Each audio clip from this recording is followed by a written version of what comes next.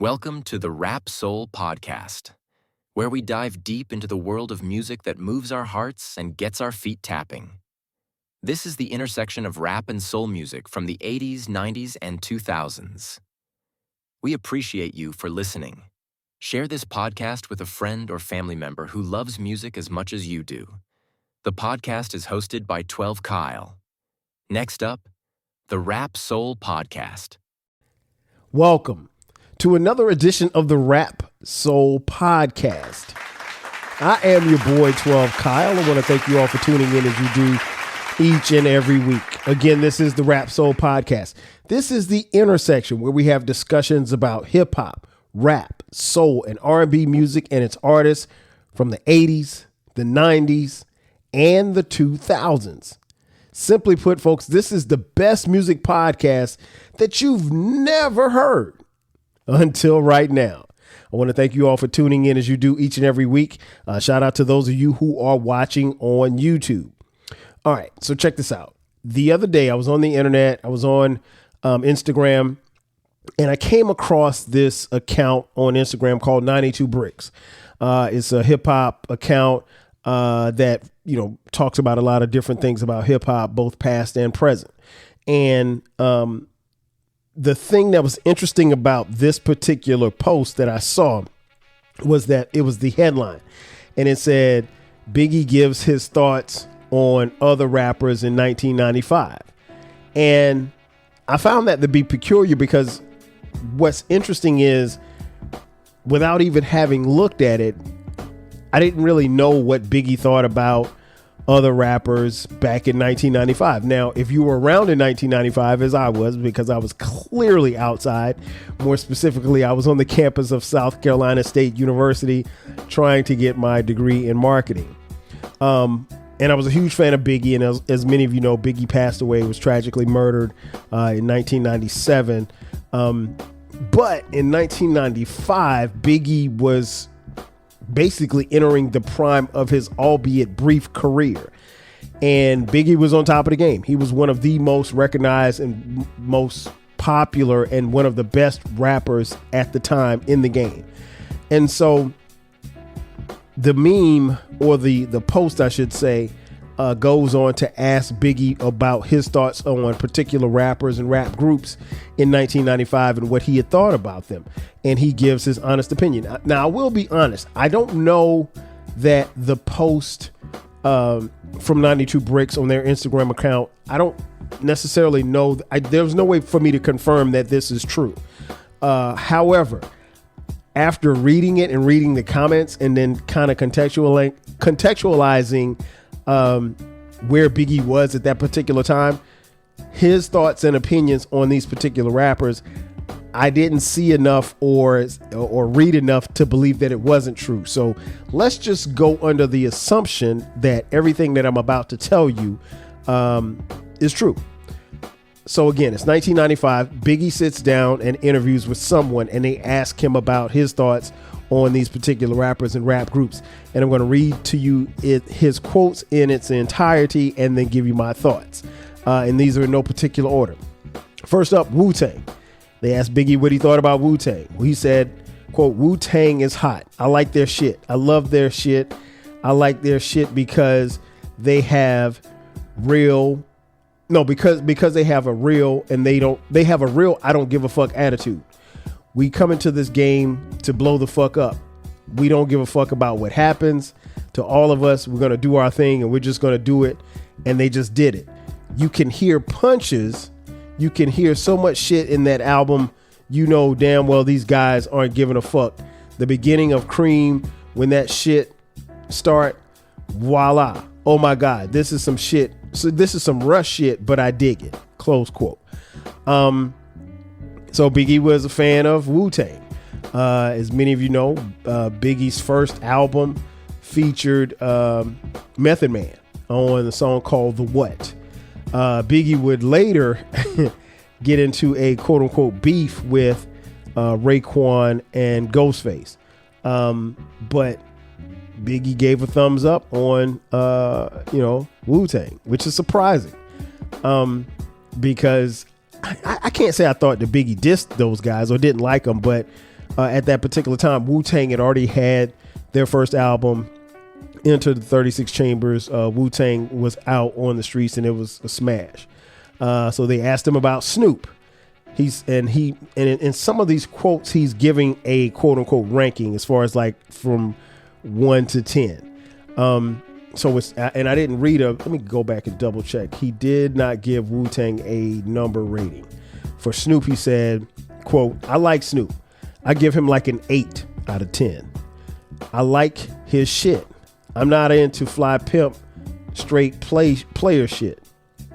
I don't like no nigga that I have to decipher some shit that I don't decipher, then give him a 10 like Nas.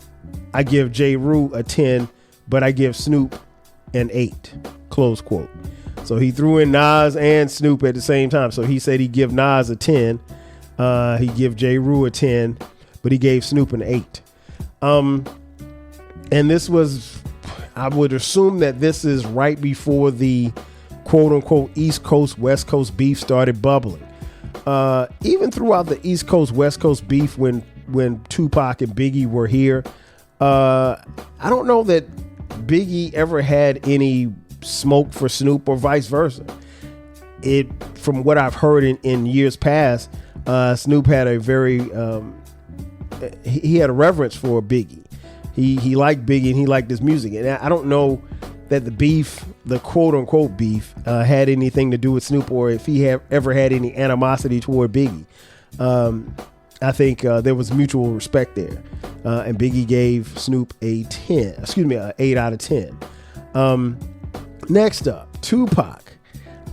He said, quote, Tupac gets busy. People can't take nothing from him. On the lyrics, he gets busy. Straight up. That nigga got some hard shit for real. It's like some of the things he said about it when he started working on his new album he's got out now. Now that he's out on bail, retitled Me Against the World. He had so many raw East Coast producers and shit. The shit sounding tight because everybody always says Pac has lyrics, but his beats is whack. He was up in New York when he was working on Above the Rim shit and working on his album at the same time. I put him on to Easy Mo B. I put him on to LG. He has he has action, special eds DJ. He had some hard shit, but he went back to the West Coast and just started getting back into that other shit, excuse me, close quote. Doesn't give Pac a ranking, but Pac and Biggie had at least at this time, from what we were always told, a friendship. And you can tell based on what Biggie said about Pac, he respected his music and was a fan. He literally sounds like a fan of Tupac's music. It's unfortunate that things would turn the way that they did, but you can tell based on the conversation that he has here that he has a very good, a lot of respect and love for Pac and his music as well. So even though he didn't give Pac a rating, I think he would have rated Pac fairly high. Cypress Hill. Next up, he said, quote, I used to like them at first. Shit, that shit, how I could just kill a man joint. I was liking that. But now that new age smoke out shit, fuck it. So it sounds like he's not a fan of the only Cypress Hill. Which is interesting because I think particularly at that particular time, Cypress Hill they were an acquired taste. Like, I know a lot of people, myself included, that dug Cypress Hill. I don't really know too many people that didn't like Cypress Hill. So for Biggie to come off as not really liking Cypress Hill was, kind of weird, but we're all entitled to our opinions, right? Next up, Ice Cube. They asked him about Ice Cube and he said, quote, the new one or the old one, it's not the same shit. Like, niggas changing too much for me and I can't keep the love. I respect the nigga because I know back in the day he used to do his thing, so I don't diss him. But this new shit right now is, man, close quote. I think for some Ice Cube fans, they can identify because there was a point in time where Ice Cube had a run, a 3 or 4 album run where nobody was touching Ice Cube. I mean, like, he literally was the best in the game. And then, his music changed and he changed a little bit and some of the production changed. But he still was dope to me. Even when he got into West Side Connection, I mean, like Ice Cube was still doing his thing. So I don't think that, Ice Cube had fallen off or anything like that. I'm not sure why Biggie wasn't feeling the new Ice Cube, but it kind of is what it is, I guess. But that was Biggie's take on Ice Cube. Biggie's take on Dr. Dre. His quote, beats, ? Incredible. Close quote. So Biggie was a fan. I mean, who couldn't love the production from Dr. Dre? Next up, KRS-One. Biggie said, quote, nah, I used to like KRS, but not no more because he just thinks he's dope. He let his ego take over his shit, and that's what brings him down. When he was like, blow it to yourself, when he was like, that was when he was a 10. But now he's on some I am hip hop. Eat a dick, nigga. Eat a motherfucking dick, nigga. Close quote. So Biggie definitely wasn't feeling KRS-One. While I can't agree with everything he said, there was a point in time where I think KRS-One might have been feeling himself. So I can understand that. But I mean, KRS-One was always dope. In my opinion, I think KRS-One is one of the best top 5 lyricists of all time. I don't care where you put him, but he's in the top 5. Personally, for me, I think he's at about 3 lyricists, not great MCs, whatever like that. But as far as lyricists, that's him. Next up, OutKast. Biggie said, quote, I like them too. 6 or a 7. So he's giving OutKast a 6 or a 7. No hate there. Next up, Eazy-E. Biggie said, quote, I like Eazy-E. Eazy-E's a real ass nigga. He's sharp as a tack on top of rhyming. He even knows.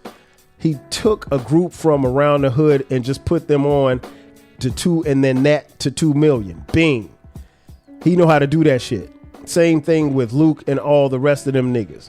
I just think they take another turn. I can let you hear some Eazy-E shit on some old NWA shit and niggas would think Eazy-E was nice. You know what I'm saying? So he stood straight up. Close quote. No, I'm sorry. He's hood straight up.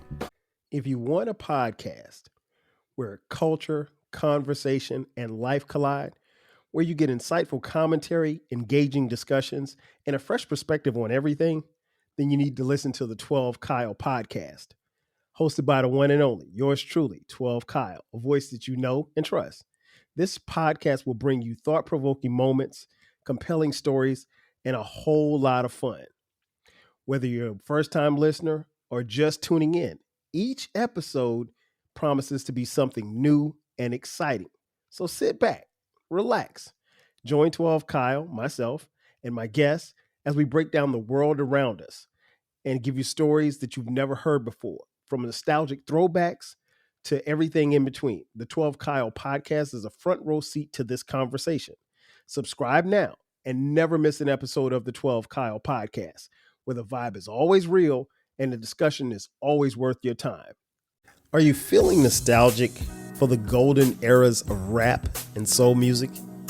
If so, tune in to the Rap Soul podcast. We are your weekly journey through the 80s, 90s, and 2000s, spotlighting the music and the hidden gems that shape the soundtrack of our lives. From the powerful beats to the soulful melodies, we bring you the best of the past with fresh insights and stories. Rediscover the music that defined a generation. Subscribe to the Rap Soul podcast and enjoy the vibes. Close quote. So while he didn't give Eazy-E a ranking, he's very much a fan of Eazy-E. And at the time, Eazy-E was still alive. So, and what he said about Eazy is true. He did take some cash from the hood and he was in the streets. And they literally and figuratively put Compton on the map. So much love to the late, great Eric Eazy-E Wright. Next up, Coolio. Biggie said, quote, I like that new joint. Mama, I'm in love with a gangster. I like that joint. I just like them hard niggas. Them niggas that just be leveled out. Close quote. Okay, so Biggie's in favor of Coolio. Personally, I wasn't much of a Coolio fan, but that's just me. Next up, Redman. He said, quote, the new Redman, 7. I can't diss him because he got skills. He get busy on the lyrics, but I can't feel his new shit. His new cosmic crazy shit. I'm used to the clean cut, blowout, fly nigga. When I met the nigga, he was a fly nigga. You know what I'm saying? He be on some different shit. I really don't like it when a rapper come out and then they blow all the way up and then they're come out on some changed up shit. To me, that's like getting some good coke from Poppy, then getting some money and then being like, fuck it, I'm gonna get some more 4.5s, some brown shit, and then bag it up. Why would you change that in your plan? That's what he did to me. So Biggie referenced drugs when describing Reggie Noble, aka Redman. Redman is dope, man. I think Redman has been dope for a long time. I don't know that. I know that they ran in some of the same circles.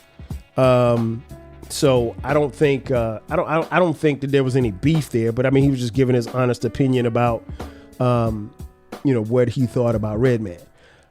Next up, Warren G. He said, quote, that's my man, nigga.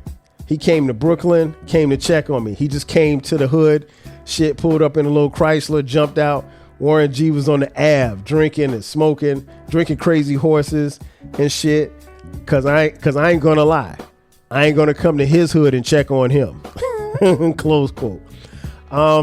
That's fair because Warren G's from Long Beach. And Biggie probably, I'm going to guess, probably never went to Long Beach. I'm pretty sure if he did, he was probably in and out.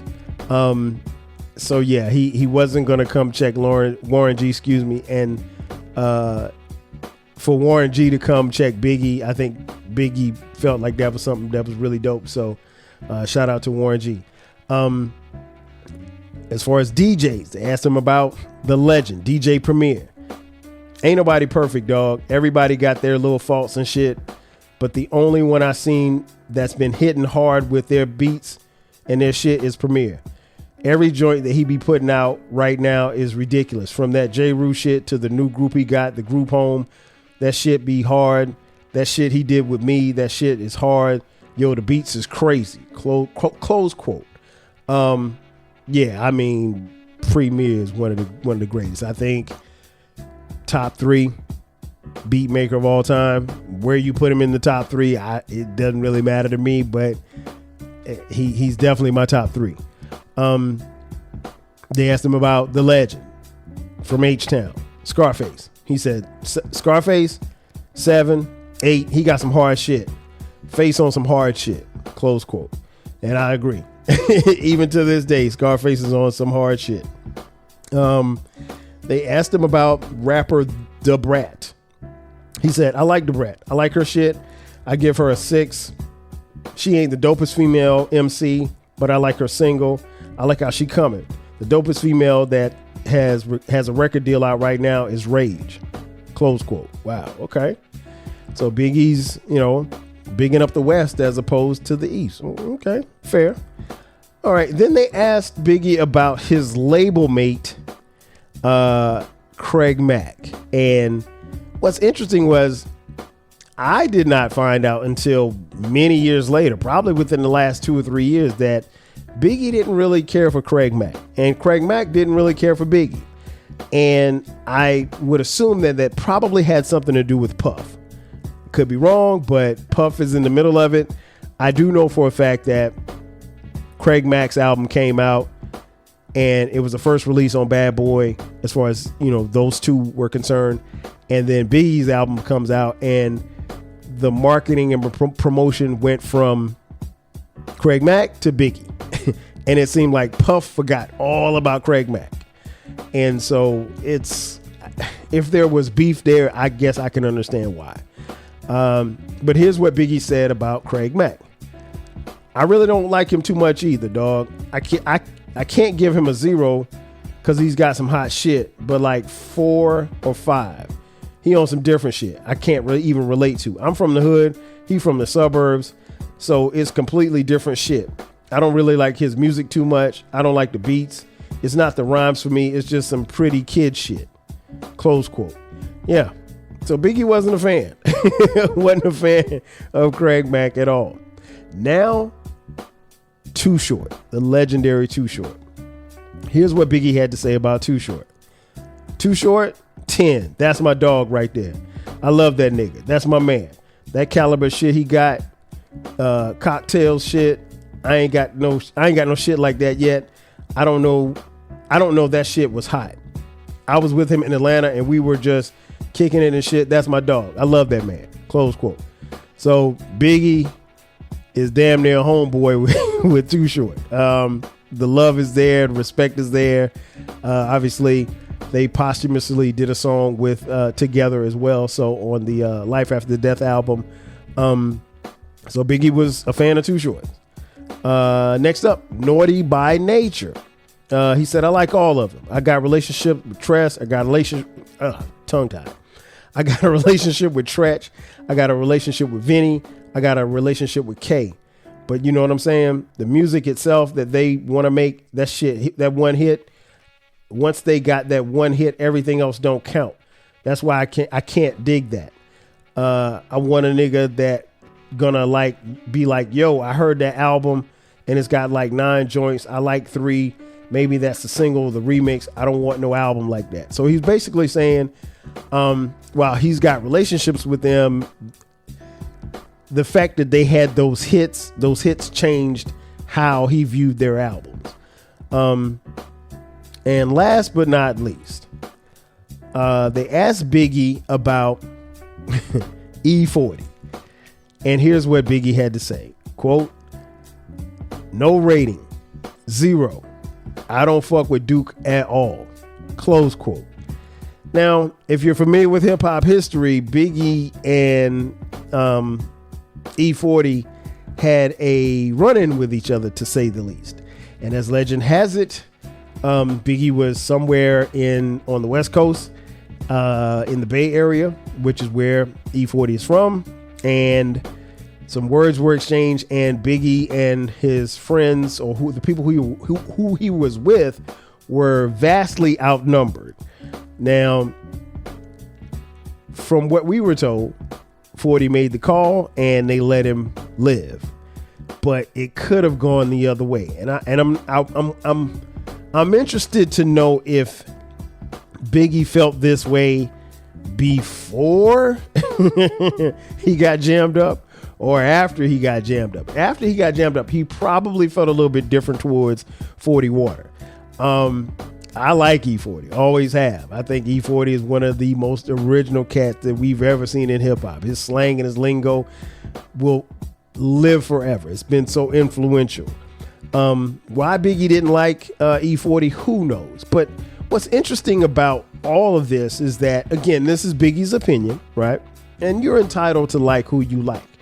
I found it interesting that some of his peers, some of his label mates, like Craig Mack, he didn't like. You know, some of the people who would go on to be great in the game, he was, you know, fond of to some degree, like an OutKast or Snoop. And then his reverence for guys like Too Short or Dre or Primo. So Biggie, in that sense, at least to me, doesn't sound like a lot of people, a lot of young men his age, who were from New York City and had certain biases toward the South or the West. So it's interesting. I mean, like, I found these quotes to be very interesting and intriguing. And obviously, like I said at the beginning of the podcast, we don't know. I will assume that this is true, that, you know, 92 Bricks didn't make this up, because it seems very detailed. And honestly, most of what he said sounds like something Biggie would have said back then if you knew who Biggie was when, you know, in 1995.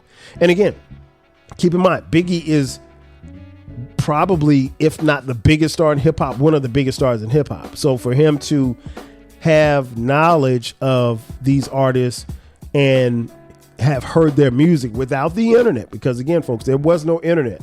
I think that speaks volumes. What's interesting is, the fact that one, he's no longer here, and you wonder if he were here, how would he still feel about the music going forward, or these particular artists and their music going forward? Obviously, we'll never know, but this was Biggie versus everybody. I think Biggie, while he's entitled to his opinion, some of his opinions are comical, some of his opinions are, kind of weird, but they're his opinions. And the old saying, opinions are like assholes. Everybody got one. Ladies and gentlemen, that's going to do it for me. Thanks again for checking out this edition of the Rap Soul Podcast. Be sure to subscribe to the podcast. We drop new episodes every Monday and every Friday. Also, don't forget about the flagship station, the 12 Kyle Podcast. We drop new episodes there every Tuesday and every Sunday. You can catch the 12 Kyle Podcast wherever you're listening or watching on YouTube. If you're interested in merch, you can actually contribute to our podcast financially by purchasing merch. Just go to the 12 Kyle Podcast page, click the merch button. You can buy 12 Kyle Podcast t-shirts, hoodies, as well as coffee mugs. We got it for the low. Or you can hit us up on Cash App, $TWELVEKYLE. We're on social media all across the board, 12 Kyle, 12 Kyle Podcast, Rap Soul Podcast. Wherever you're on social media, that's where we are as well. Ladies and gentlemen, that's going to do it for me. This has been another edition of the Rap Soul Podcast. I am your boy 12 Kyle. I'll catch y'all guys next time. 5,000. Cheers. Thank you for listening. This concludes the episode. Be sure to subscribe to the Rap Soul Podcast. You can find the podcast wherever you get your podcasts. Follow the podcast on social media. And feel free to continue this discussion on our Reddit page. More importantly, share this podcast with a friend or family member who loves music as much as you do. Until next time, 5,000.